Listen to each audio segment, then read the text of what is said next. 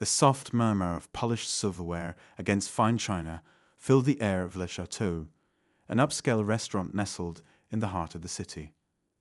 Every detail of the place screamed opulence, from the dazzling crystal chandeliers to the velvety smoothness of the imported leather seats. It was a place where society's elite gathered to indulge in culinary masterpieces, share quiet conversations, and flaunt their wealth. Among the well-dressed patrons that evening, a middle-aged black man stood out, not because he lacked sophistication, but because of the simplicity of his attire.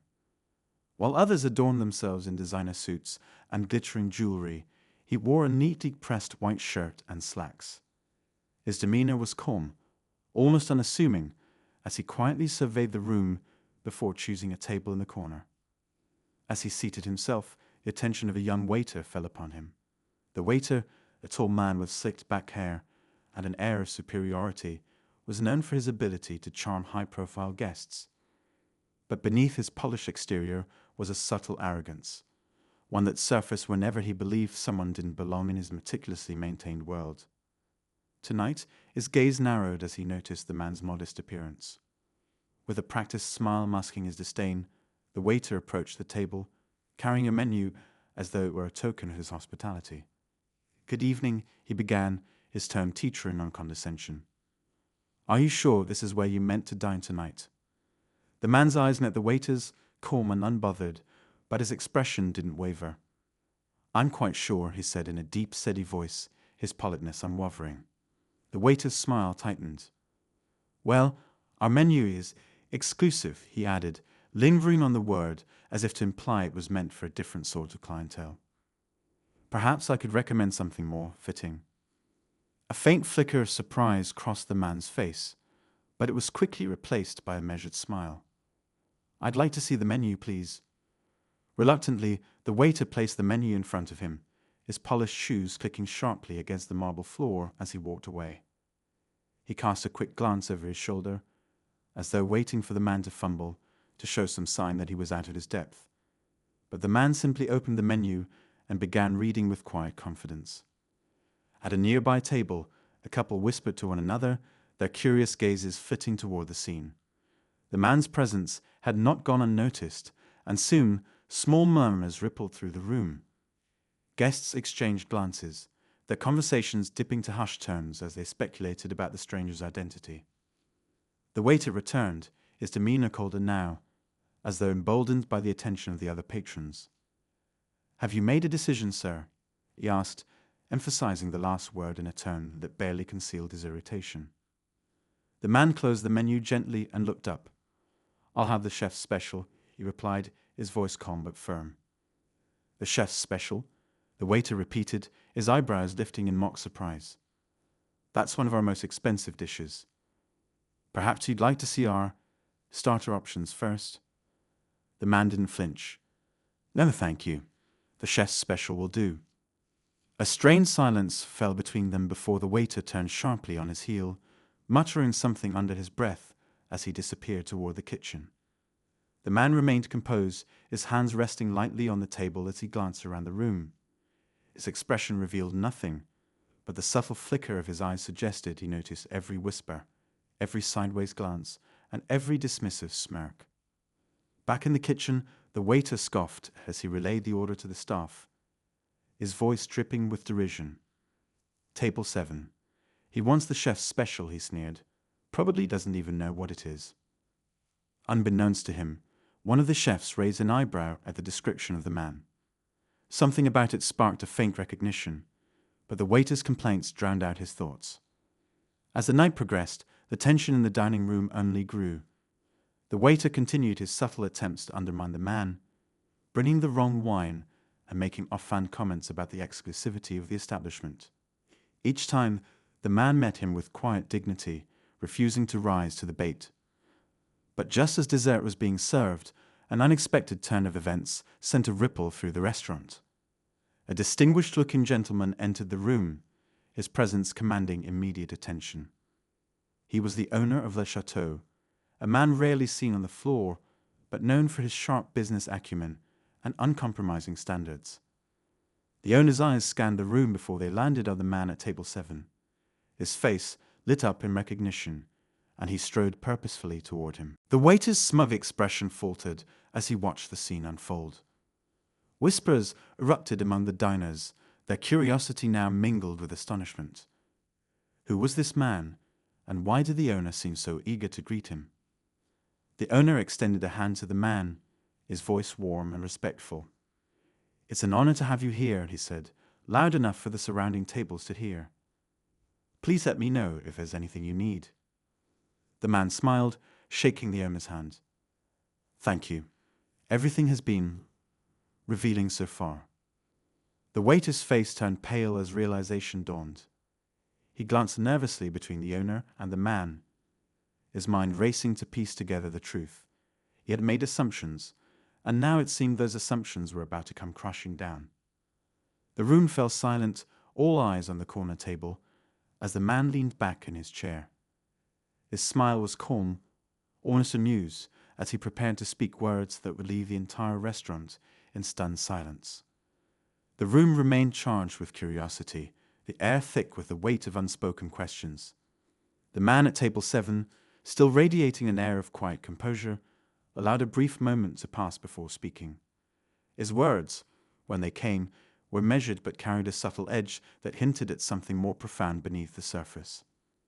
"Everything has been enlightening," he said, his voice smooth but firm, carrying just enough weight to make those listening sit a little straighter in their chairs. His gaze swept the room, lingering briefly on the waiter, whose face now betrayed a mixture of confusion and dread. The owner, a well-groomed man in his 60s with a reputation for excellence and discretion, seemed oblivious to the tension surrounding them. He chuckled lightly, assuming the man's comment referred to the food or ambience. "That's what we aim for," he replied with a polite smile. "Our goal has always been to create an unforgettable experience." The man inclined his head slightly. "You've certainly succeeded in that," he responded. There was no sarcasm in his tone, but something about the way he said it made the waiter's stomach knot tighter. As the owner turned to address the rest of the room, offering his usual charm and gratitude to the guests, the man at table 7 took a small sip of water. His gaze remained calm, but his thoughts were elsewhere, swirling with memories that led him to this moment. Years ago, he had walked into a restaurant much like this one, though back then it had been as a young man struggling to find his footing in the world. He remembered how the staff had treated him with the same disdain the waiter had shown tonight, judging him solely on his appearance. It was a memory he had carried with him, not out of bitterness, but as a reminder of how perceptions could be so easily skewed by prejudice. Life, however, had a way of shifting the narrative. Through determination, hard work, and an unyielding belief in his own worth, he had risen far beyond what anyone could have predicted.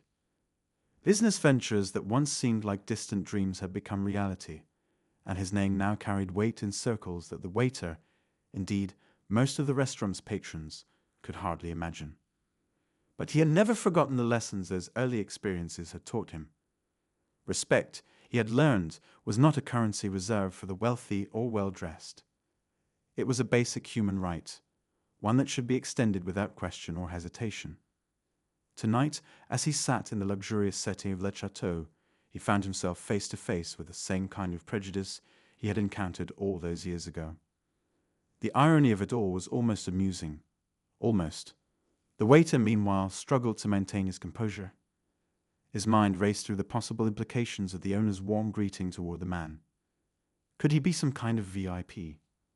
A friend of the family? A critic, perhaps? No, that didn't seem right.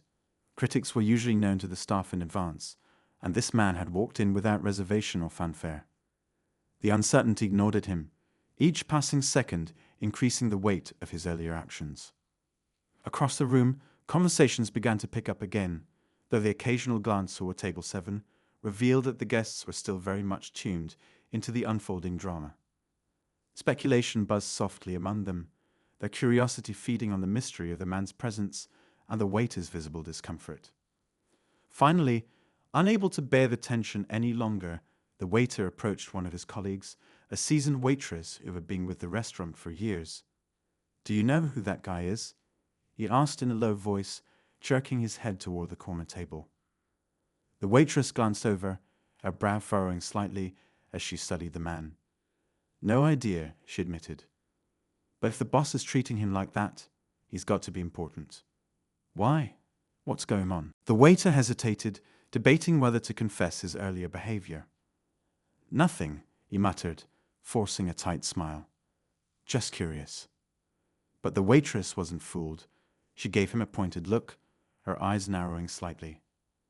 You didn't do something stupid, did you? Of course not, the waiter lied, his voice faltering just enough to betray him. He quickly turned away, heading back toward the kitchen under the pretense of checking on orders. The waitress watched him go, her suspicion deepening. Back at table 7, the man noticed the subtle exchange between the staff, but chose to let it pass without comment. Instead, he directed his attention to the plate that had just been placed in front of him. A beautifully arranged dish that was, indeed, the chef's special. He took a deliberate bite, savoring the flavors with an expression of quiet appreciation. It was, undeniably, a masterpiece of culinary art. But his enjoyment of the meal was tinged with a deeper sense of purpose. He had come here tonight, not just to dine, but to observe, to understand, and perhaps to teach a lesson that went far beyond food. The owner returned to his side, this time holding a glass of the restaurant's finest wine. A token of our appreciation, he said, placing it on the table with a nod of respect. On the house, of course. The man inclined his head again, offering a polite smile. Thank you. It's a kind gesture. The owner lingered for a moment, clearly eager to engage in further conversation, but unsure of how to proceed. Finally, he ventured, if I may ask, how did you find us? Word of mouth, perhaps? The man's smile deepened ever so slightly. Something like that, he replied. He didn't elaborate, and the owner, sensing that it wasn't the right time to press for details, excused himself with another gracious nod. As the meal progressed, the man's thoughts continued to drift, weaving between the present and the past. He remembered the nights spent working late, the countless rejections he had faced, and the small triumphs that had eventually led to greater victories. He remembered the people who had doubted him, the ones who had tried to hold him back, and the few who had believed in him when no one else did. And he remembered promising himself that if he ever reached a point where he could make a difference, he wouldn't hesitate to do so. Now, as the waiter hovered nervously at the edge of the room, the man knew that moment had arrived. The question was how to proceed, how to turn this encounter into something meaningful, something that might challenge the waiter's assumptions and leave a lasting impression.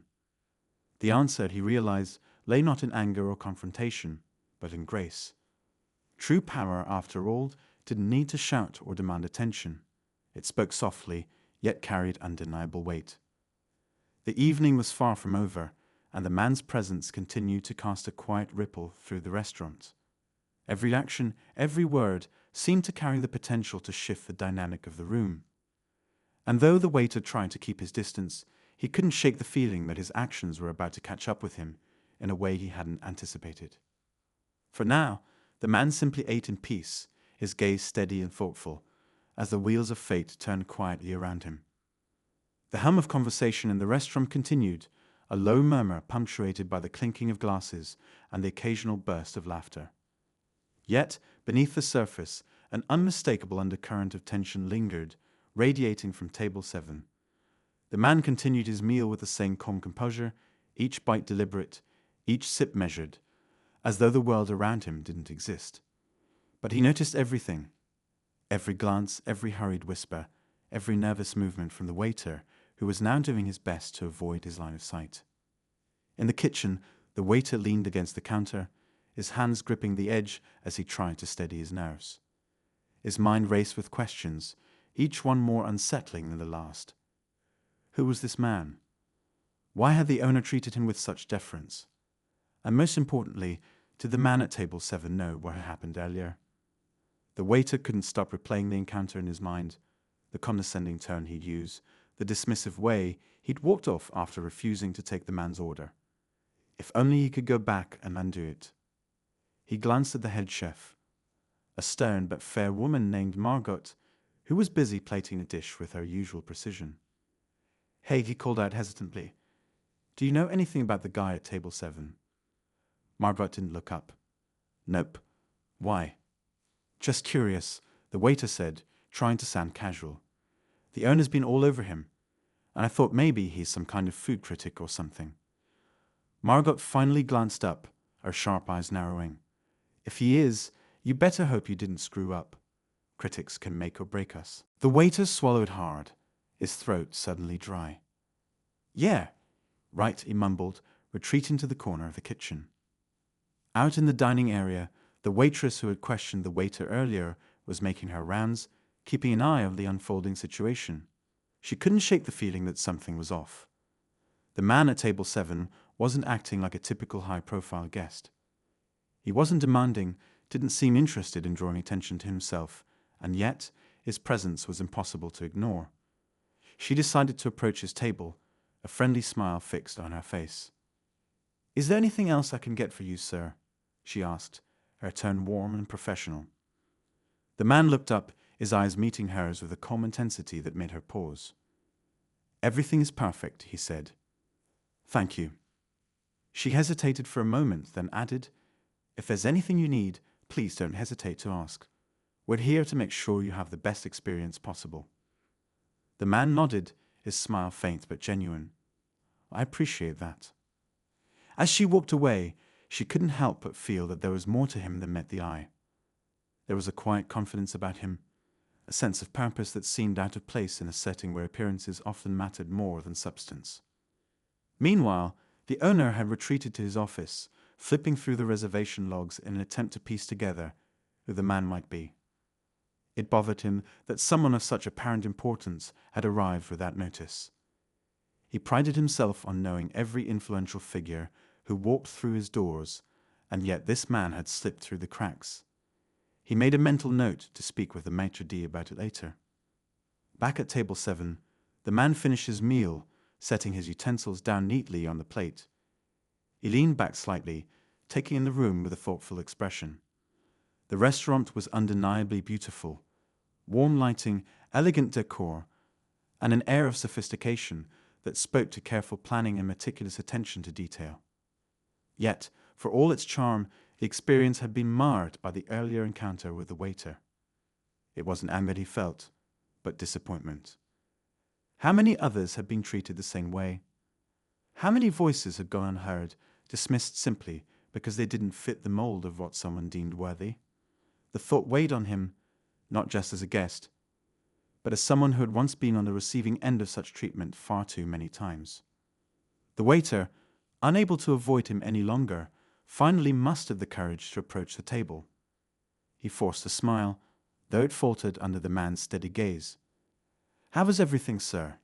he asked, his voice tight. The man regarded him for a moment before answering. "The food was excellent," he said.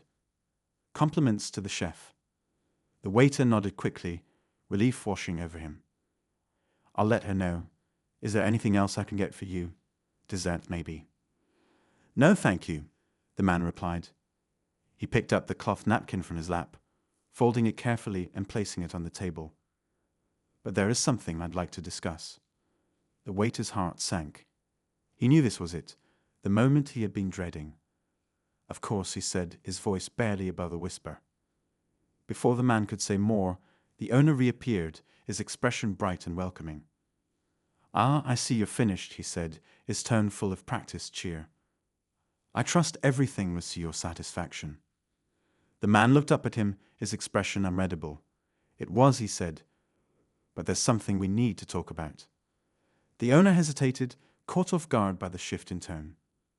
"Of course," he said, his smile faltering slightly. "Shall we step into my office?" The man stood, his movements deliberate and composed. That would be best. The room seemed to hold its breath as the two men walked toward the back of the restaurant, disappearing through a set of doors that led to the private office. The guests, who had been stealing glances and whispering among themselves, now watched with open curiosity. Even Margot paused her work in the kitchen, craning her neck to see what was happening. In the office, the owner gestured for the man to sit, though he remained standing himself, his hands clasped in front of him. "Is there a problem?" he asked, his voice careful. The man regarded him calmly for a moment before speaking. Not a problem, he said, but an opportunity. The owner frowned, unsure of what he meant. I'm not sure I follow. The man smiled faintly, leaning forward just enough to make his next words resonate. You see, this restaurant, and everything in it, belongs to me. The words hung in the air like a bomb about to go off. The owner's face drained of color, his eyes widening as the man's statement registered. He blinked, trying to process, his mouth opening and closing as he searched for something to say. His instincts screamed for him to act, to control the situation. But for the first time in years, he was caught completely off guard. He had spent decades building his reputation, cultivating relationships with the city's elite, and running the most exclusive restaurant in town. And now, here was this man, this stranger, sitting across from him, calmly claiming ownership of everything he had worked for. The man didn't flinch at the owner's stunned silence. He simply sat back, his posture relaxed, but his eyes sharp, observing the effect of his words. The tension between them thickened, each moment stretching out longer than the last. The silence felt unbearable, as if the room itself was holding its breath, waiting for the next move. Finally, the owner found his voice, though it was shaky and laced with disbelief. You own this restaurant. He stammered, his eyes scanning the man's face for any sign of a joke, but found none. I do, the man replied, his tone even, giving nothing away. Everything about this place, the staff, the reputation, the profits, it's all mine. The owner took a step back, his mind racing as he tried to reconcile the man sitting before him with the image of the regular patrons who frequented his establishment. The suit, the mannerisms, the quiet confidence, it all fit. But there was no way he had missed this. No one had mentioned anything about a new owner. The matron, the staff, they had all treated the man as just another guest. Wait, why didn't anyone tell me? The words slipped out before the owner could stop them, his voice tinged with panic. The man's lips curled into a small, almost imperceptible smile. Because you never asked. You saw what you wanted to see. The owner swallowed hard, the realization dawning on him with the weight of 1,000 bricks. It wasn't just the restaurant he had misjudged. It was the man. He had thought he was dealing with some wealthy, high-profile guest. Maybe someone with connections. But this wasn't someone he could charm with pleasantries or smooth over with a bottle of rare wine. This was the very person who held the keys to his empire. The man's voice broke through the chaos swirling in the owner's mind, his words sharp and deliberate. I've been watching you, he said, the weight of the sentence sending a shiver down the owner's spine. I've been watching everything. The way you treat your staff, the way you handle your guests, and how you've turned this place into an exclusive club for the rich and powerful. The owner's mouth went dry. I didn't understand. I've worked hard for everything here. This place is my life. The man nodded slowly. I'm sure it is. But what you don't realize is that you've built your empire on the backs of people you've never even considered. You don't see them. Not the way you see your patrons. You walk past them every day, not even noticing their struggle, their lives, their worth. The words stung, each one cutting deeper than the last. The owner shifted uncomfortably, his mind struggling to keep up with the accusations. He had always believed he was a fair employer. He paid well, provided benefits, and had a reputation for generosity. But what the man was saying had a ring of truth to it that he couldn't ignore. You think you know the world because you've rubbed shoulders with the right people, but you've missed the most important part. The man continued, his voice growing colder. You've overlooked the very people who make this restaurant run. The ones who serve you, who clean up after you, who keep everything running in the background. And that, my friend, is where you've made your mistake. The owner's heart pounded in his chest as he stood, unable to sit any longer. He ran a hand through his hair, trying to steady himself. What do you want from me? He asked, his voice barely a whisper. The man didn't answer immediately. Instead, he studied him for a moment, as if weighing the owner's sincerity. Then, with an almost imperceptible nod, he spoke. I want you to understand. I want you to see everything. For once, Not just the lavish dinners, not just the money, but the people who make it all possible. The silence between them grew heavy, as if the room itself was holding its breath. The owner couldn't speak. He couldn't move. All he could do was process the weight of what the man was saying, implications settling like a stone in his gut. Meanwhile, outside the office, the staff had begun to notice the shift in the atmosphere. The usual hum of activity had slowed, and whispers began to ripple through the room. The maitre d', who had been standing at the front, glanced nervously toward the back of the restaurant, where the door to the owner's office was slightly ajar. He could see the silhouettes of the two men inside, and though he couldn't hear their conversation, the tension in the air was palpable. The waiter, still in the kitchen, paced nervously. His earlier anxiety had only grown since the man had been escorted to the office. He had caught bits of the conversation and could sense something was very wrong. He had been caught in his arrogance, humiliated by his own actions, but now he felt the weight of something far worse. The man at table 7 wasn't just a guest. He was a force, one that could change everything. And what if he had seen through the waiter's facade too? The waiter's thoughts were interrupted as the maitre d' walked briskly into the kitchen, his face tight with concern. "I need to speak with you," he said, his voice low. The waiter nodded quickly, wiping his hands on his apron. "What's going on?" The maitre d' glanced around the kitchen, ensuring no one was listening. "We need to prepare for the worst. There's something off about that guy at table 7. I don't know what it is, but the owner, he's not acting like himself. I've never seen him so rattled." The waiter's heart skipped a beat. "What do you mean?" "I don't know," the maitre d' muttered, his voice tense. "But I don't trust him. Something's going down in that office, and we need to be ready for whatever comes next." The walls of the restaurant seemed to close in, the weight of the unknown pressing down on everyone. Something was coming, something big.